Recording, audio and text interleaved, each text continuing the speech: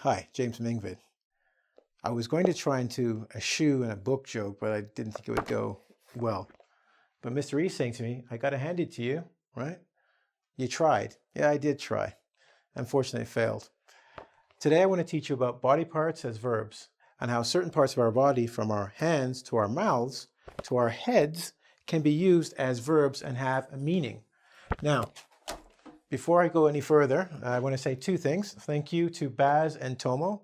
Thanks, guys. You made this lesson possible with some of your suggestions.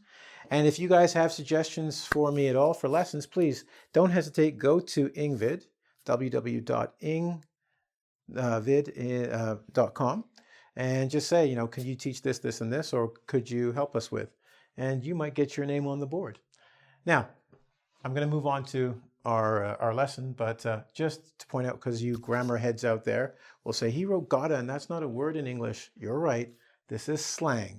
And I'm saying you got to hand it to me because I'm using one of these body parts as a verb right there. Hand it. It means have got to. I have got to hand it to you. But in English, we say gotta because it's faster and simpler, right? So I have got to hand it to you is very formal. I gotta hand it to you is very natural. Keep that in mind. If you're writing, write I have got to. But if you're speaking, you could say to a Canadian, I got to get going now. And they'll understand you have to go. Cool? All right. Moving on. First things we want to talk about, and I try to do this in order with your body so you will remember the order. Head. I have a head. I cannot walk like this. It doesn't make sense. I turn my head in the direction I'm going. So when somebody says, where are you heading? They're saying, I see your head is going in this direction. To where are you going? So heading means direction. He was heading to his house. That means the direction he was going on in his house. She was heading to the store. She was going in the direction of the store. Number one, heading. Number two, eyeball. To eyeball somebody is to look at them, usually used in a negative sense. If someone says to you, are you eyeballing me? It means, are you staring at me or looking at me? Because I don't like how you look at me, okay? Stop doing it. Okay, so to eyeball someone, maybe sometimes you've seen women look at other women and they look them up and down like, oh, look at her. They're eyeballing because you can see their eyes moving and checking them out. Or guys eyeball each other like, yeah, he thinks he's tough. And they eyeball you, okay? Number two, to eyeball. Number three, neck. I'm not a vampire. I don't want to bite you and get your blood. But necking isn't when two people put their necks together, but necking is kissing. But long time kissing. So it's like you're with your partner. Necking, okay? So that's why I have two lips, because they're kissing, and that's why the two people are happy, because kissing means, necking means long-term kissing or long-time kissing and passionate kissing, okay? Number four, mouth off. You can see the mouth is jumping off of a box. Let me finish that box. It doesn't look like a full box there. So it's jumping off a box. Mouth off is to say things like, get out of here, I don't care. It's being rude. Being rude, maybe sometimes using slang towards someone. So, for example, if your dad were to say, hey, could you pick up the box? And you go, yo, old man, why don't you pick up the box? You're bigger than me, you should pick up. You're mouthing off. I'd say stop mouthing off. Stop being rude, okay? Or talking back to me like that. Mouthing off. Shoulder. Shoulder a burden. That's just one example, but when you shoulder something like a responsibility, it means you carry it with you. You carry it with you. So if you're shouldering many responsibilities, maybe you are a student, maybe you are trying to learn English, maybe you have a job, maybe you have a family. That's a lot of things to put on your shoulders, because shoulders are used to carry, so you're carrying a lot of these things on your shoulder. Okay? Next one, number 6. Armed. Dun, dun, dun, dun. Arm. This is your arm. We say armed to mean have a weapon, like a gun. That's a phaser, by the way, from Star Trek. Or a sword. Even a knife. You can use a pen as a weapon. In fact, to be honestly, if you're armed, you could use words as weapons. It's anything that can hurt someone, we say they were armed, right? So if you're not very smart, you might not be well armed in an argument. Sorry, it's funny, really it is. But think of armed being a weapon, like a gun or a knife or a sword. Okay? So were the people armed? Did they have weapons? Elbow. That's this part of your arm, the elbow. See that part? That's your elbow. Okay? Now, I don't know where you are in the world, but Canadians will know this one and Americans. But if you elbow somebody in hockey, it means to hit them with your elbow. So elbowing usually means to either hit somebody with this part of your body or to push your way into a situation.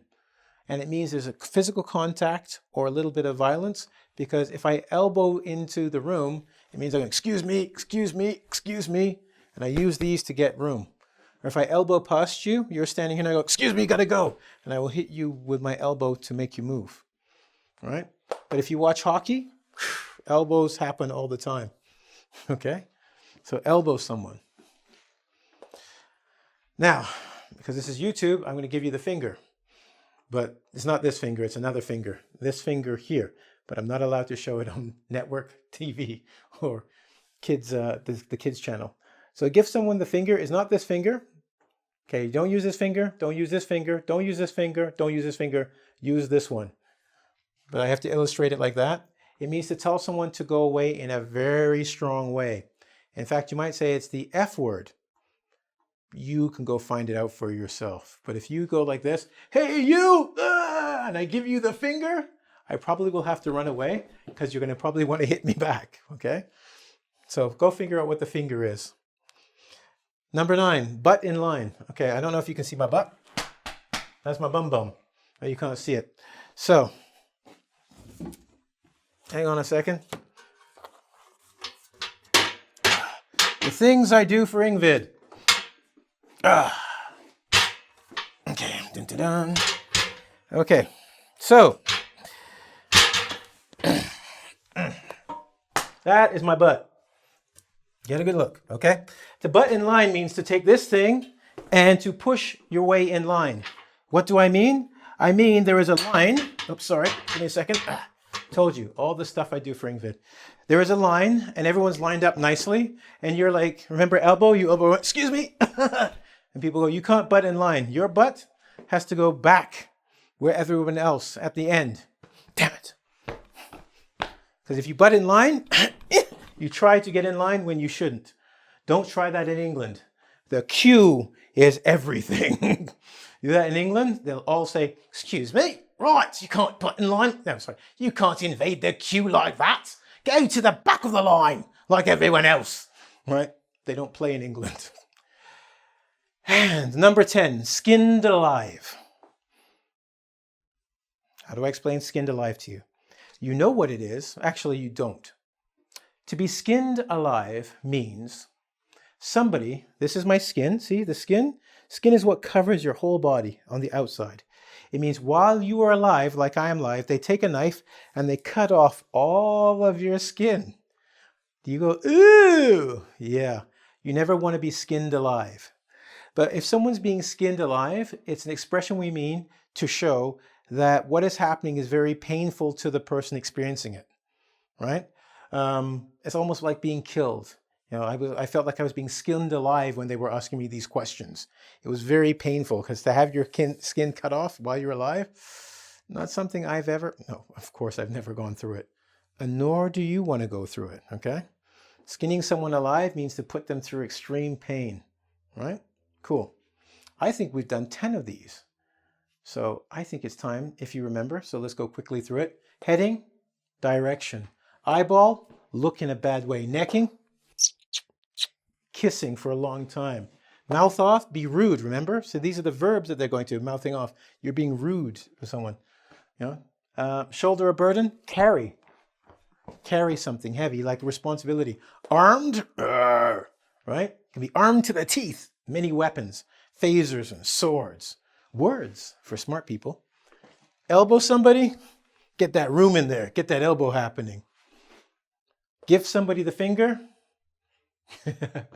What was that movie with that guy, the British guy? Yeah, so you hit the guy doing this, right? Give them the finger. Means give them, say something bad, right? But in line, you saw my bum. Take this thing and try and get in front of other people. Don't try that in England. Don't try it in Canada. Actually, don't try it. Because if they're armed, they will skin you alive. And skinned alive, remember, cause extreme pain to someone. Cool? Well, now you got it. Let's test you on it. All right. The magic of the chow. Ready? First, I'm going to give you a bonus before we go to do our quiz. A little bit extra so you can add to your vocabulary. Foot. We know what a foot is. Okay, a foot fits in your shoe, right? Foot the bill means to pay for it. If you're saying who's footing the bill, you're actually asking someone who's going to pay for this or who is paying for this. Foot the bill. Face. Look at this beautiful face. Only a mother could love it. Only my mom loved it. Face the facts or face facts. It means there are things that are happening and you don't think they're real, or you're not paying attention to them, or you're not taking care of it. So when someone says it's time to face facts, they're saying this and this and this are happening. You're not doing anything about it, or you're pretending it doesn't exist, and we have to do something about it now. It's time to face facts. Knee someone in the groin. Once again, the things I do for engVid.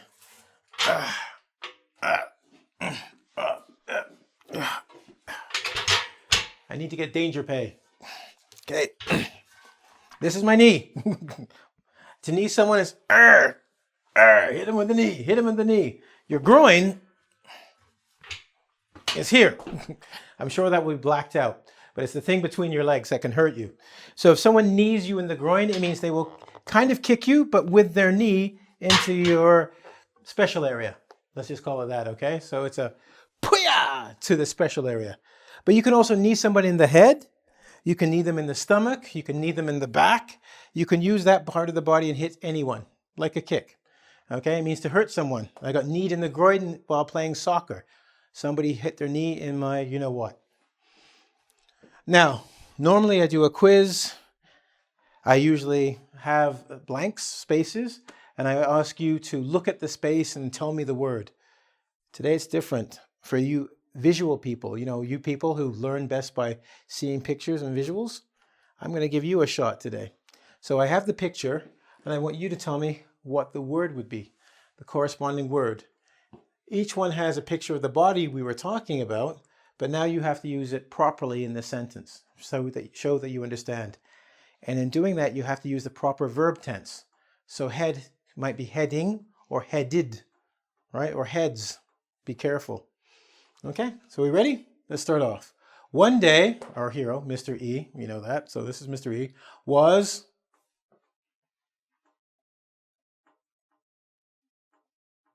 that's right, heading to the movies. There's a head there.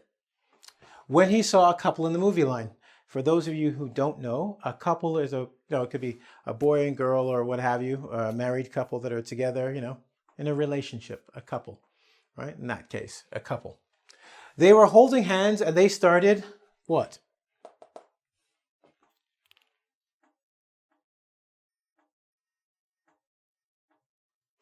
Necking. Remember kissing? So they're holding hands and then they're waiting for a movie. They're in love. So nice. Young love. Mr. E thought he could. Yeah, remember? I have a nice one of these ones. Look at that. What do you think? But in line, remember? That means to sneak in the line and go ahead of someone. So when the couple are kissing, Mr. E thought, I can just go in front and they will never see because they are kissing each other and holding hands. Okay? And they wouldn't notice. So, Mr. E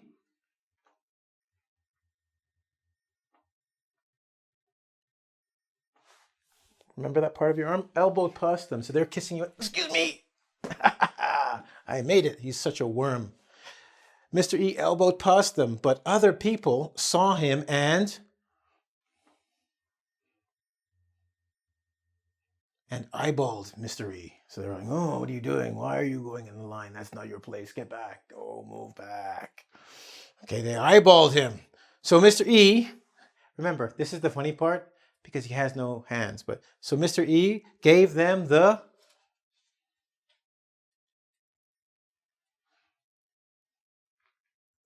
yeah, he's got no arms, so he was like this, but he's going, ah, all of you people, ah! He gave them the finger and ran away because they were armed. They had knives and guns. Ah, we'll skin him alive. Let's cut him alive. Ah! The end. Did you like my story? Probably not, but you learned English. That's the important part. There are many ways of learning. I mean, we can use the words, but if pictures work for you, use what works, okay? Different methods will get there for some people faster than other methods. I hope you enjoyed this because it probably made you giggle. Will help you remember. Giggle means to like laugh, like right? It's kind of funny, the finger and the bum bum. All right. Anyway, before I go, we have homework because this is a quiz, but you learn and you grow through doing homework, right? The homework I'd like you to do is to take 5 of the body parts. I believe I gave you 10, right? You have 10, so 10 to choose from, and use them in your own short story. It could be with myself, could be with you, Mr. E, whoever, right? Use some of these, right? Was James eyeballing Mr. E while he was doing his lesson? I don't know. It's your story. Have fun with it. And then when you're done, go to engVid and share. Once again, there's a community there.